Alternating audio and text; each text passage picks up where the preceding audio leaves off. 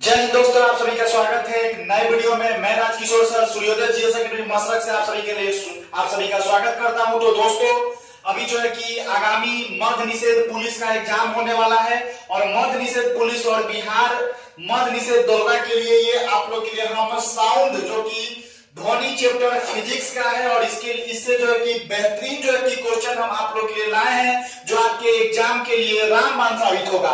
तो आइए जो है कि हम देखते हैं और इस क्वेश्चनों को हल करते हैं। ठीक है, तो आज का जो है कि फर्स्ट क्वेश्चन है आप लोग के सामने कि ध्वनि और प्रकाश जो है कि तरंगे हैं क्या है।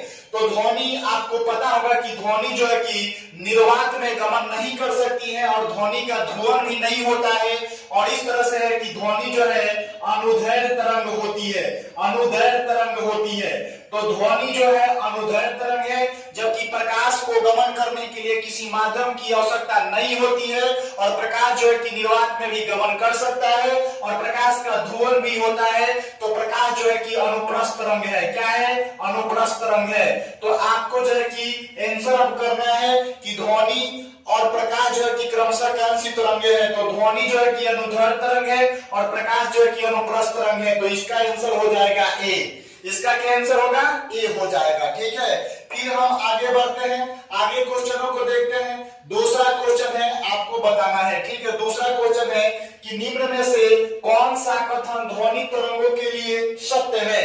ध्वनि तरंगों के लिए कौन सा कथन सत्य है, इसके बारे में जानते हैं। तो ध्वनि को ध्रुवित किया जा सकता है? नहीं, ध्वनि को ध्रुवित नहीं किया जा सकता है। प्रकाश का ध्रुवण होता है, ध्वनि का ध्रुवण नहीं होता है। यह निर्वात में चल सकती है? नहीं, ध्वनि जो है कि निर्वात में नहीं चल सकती है। 0 डिग्री सेल्सियस पर ध्वनि की चाल 32 मीटर पर सेकंड होती है। तो ये जो है कि बात एकदम सही है और ध्वनि की चाल जो है कि 0 डिग्री सेल्सियस पर 332 मीटर पर सेकंड होती है। ऐसे आपको सबसे ज्यादा ध्वनि की चाल ठोस में, ठोस के बाद जो है कि आपको द्रव में और द्रव के बाद जो है कि आपको जो है कि गैस में होती है ध्वनि की चाल। तो ये तीनों आपको याद रखना है। ठीक है, तो चलिए आगे क्वेश्चन की ओर बढ़ते हैं। तो हमारा 3 नंबर क्वेश्चन है। 3 नंबर क्वेश्चन है कि ध्वनि तरंगों को आवृत्ति के अनुसार 3 भागों में बांटा जाता है। ठीक है, एक है आपको अवसरव, एक होती है आपको अवसरव, अवसरव ये आपको 0 से 20 हर्ट्ज के बीच में होती है। एक होती है श्रव्य तरंग, श्रव्य ध्वनि तरंग, ये 20 हर्ट्ज से लेकर आपको 20,000 हर्ट्ज तक होती है। ठीक है, और एक होता है आपको पराश्रव्य ध्वनि तरंग, ये आपको होता है 20,000 हर्ट्ज से ऊपर या अधिक। तो आपको बता देना है यहाँ पे कि अवसरव ध्वनि तरंगों की आवृत्ति कितनी होती है। तो अवसरव यानी कि जो 20 हर्ट्ज से कम होगा उस ध्वनि तरंग को हम कहेंगे अवसरव ध्वनि तरंग। तो इसका आंसर हो जाएगा ए। इसका आंसर क्या होगा? ए हो जाएगा। चलिए तो फिर हम आगे बढ़ते हैं, आगे क्वेश्चन की ओर बढ़ते हैं। ठीक है, चौथा नंबर क्वेश्चन। ठीक है, पराश्रव्य ध्वनि तरंग की ध्वनि तरंग है जिसकी आपको आवृत्ति होती है। तो अभी हमने आपको ध्वनि तरंगों के बारे में बताया था, अवसरव, ठीक है, श्रव्य तरंग और पराश्रव्य तरंग। तो पराश्रव्य ध्वनि तरंग की जो आवृत्ति होती है 20,000 हर्ट्ज से अधिक होती है और चाहे इसी को हम लोग कह सकते हैं 20 किलो हर्ट्ज से अधिक होती है। यानी कि 20,000 कहिए, 20,000 हर्ट्ज कहिए और चाहे 20 किलो हर्ट्ज कहिए। ठीक है, दोनों जो है कि आपको बराबर होती है। ठीक है, तो इसका आंसर हो जाएगा आपको सी। चलिए आगे क्वेश्चन की ओर बढ़ते हैं। ये रहा हमारा 5वां क्वेश्चन। ठीक है, 5वां क्वेश्चन है कि पराश्रव्य ध्वनि तरंग मनुष्य द्वारा क्या किया जाता है। पराश्रव्य ध्वनि तरंग, ठीक है, मनुष्य इसको सुन सकती है कि नहीं सुन सकती है, कि कभी कभी सुन सकती है, कि इनमें से कोई नहीं।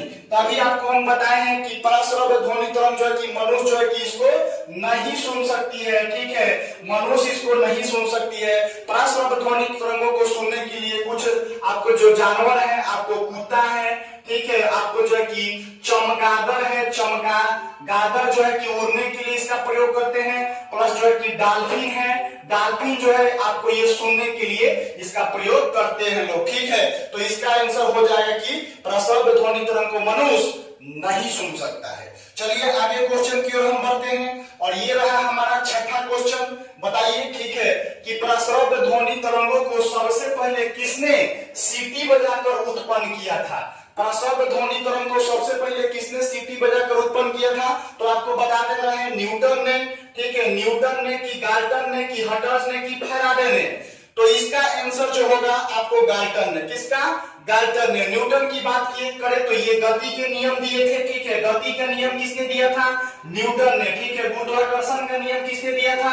गुरुत्वाकर्षण का नियम जो है कि किसने दिया था? न्यूटन ने, ठीक है। प्रकाश का वर्ण विक्षेपण की खोज किसने किया था? वर्ण विक्षेपण की खोज किसने किया था? न्यूटन ने किया था। और फिजिक्स का पिता किसे कहा जाता है? ठीक है, फिजिक्स का पिता यानी भौतिकी का पिता किसे कहते हैं? भौतिकी का पिता किसे कहते हैं? आपको न्यूटन को कहते हैं। किसको कहते हैं? न्यूटन को कहते हैं। और बल का एसआई मात्रक इन्हीं के सम्मान में, बल का एसआई मात्रक जो क्या है आपको न्यूटन होता है। क्या है? न्यूटन है, ठीक है। तो ये सब सारे क्वेश्चन जो है कि आपको याद रखना है। हर्ट्ज की बात करें तो ये आवृत्ति का एसआई मात्रक होता है, ठीक है। आवृत्ति का एसआई मात्रक क्या है जी? एसआई मात्रक आपको हर्ट्ज है। क्या है? हर्ट्ज है। आवृत्ति का एसआई मात्रक क्या है? हर्ट्ज है, ठीक है। और माइकल फैराडे, ठीक है, जिन्होंने विद्युत चुंबकीय प्रेरण का सिद्धांत दिया था, माइकल फैराडे ने, ठीक है। माइकल फैराडे ये क्या दिए थे बोला? विद्युत चुंबकीय प्रेरण, ठीक है, विद्युत चुंबकीय प्रेरण का सिद्धांत दिए थे, ठीक है। विद्युत चुंबकीय प्रेरण का सिद्धांत किसने दिया था? आपको माइकल फैराडे ने दिया था।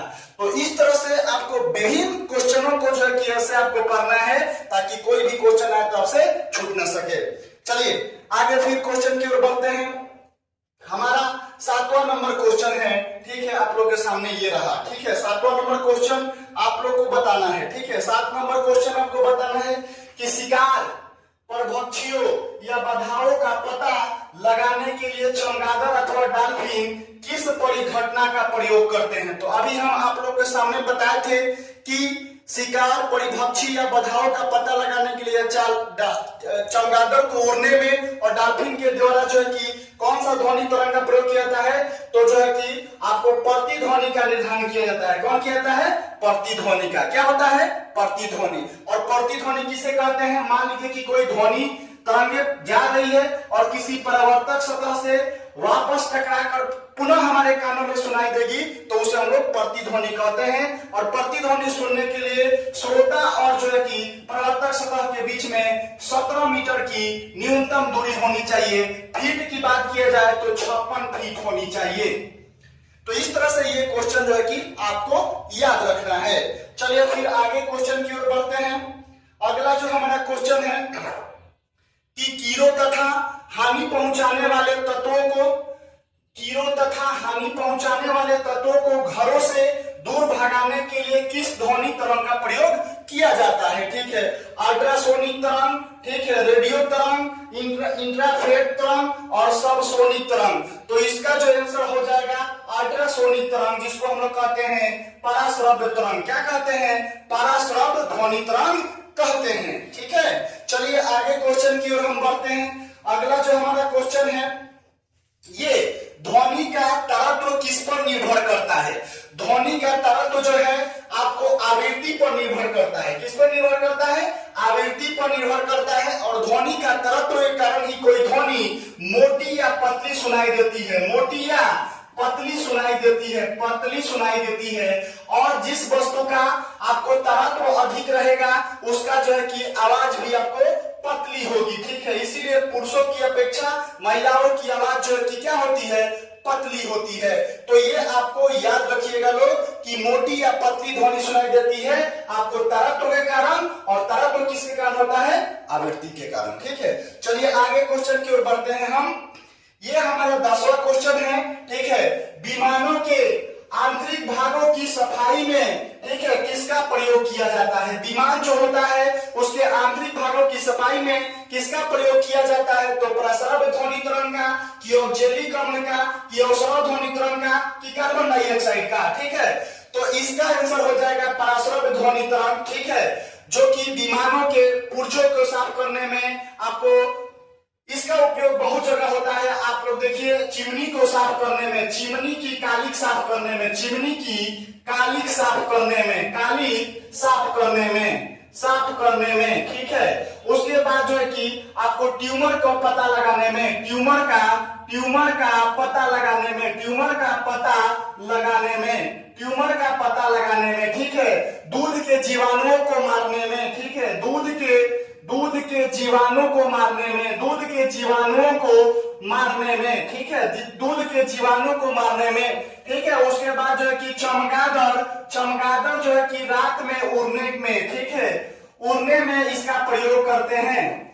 तो ये बहुत सारे उपयोग हैं परश्रव्य ध्वनि त्वरण का जो आपको याद रख सकते हैं, ठीक है। ऑक्जेलिक अम्ल का उपयोग होता है आपको धब्बे युक्त कपड़े को साफ करने में, ठीक है, धब्बे युक्त कपड़े को साफ करने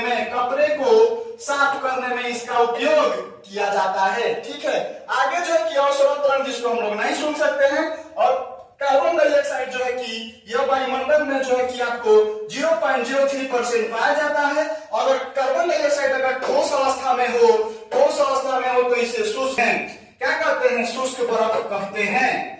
तो इस तरह से ये मेरा 10 को क्वेश्चन जो है कि आज के लिए काफी बेहतरीन जो है कि आप लोग के लिए था। वीडियो अगर आपको अच्छे लगे तो लाइक शेयर कमेंट जरूर करें। आपका लाइक शेयर कमेंट ही हमें मोटिवेशन देगा और हम आप लोग के लिए लेकर आएंगे एकदम जो प्रश्न जो कि एग्जाम में छपेगा। फिर मिलते हैं अगले वीडियो में, तब तक के लिए जय हिंद, वंदे मातरम।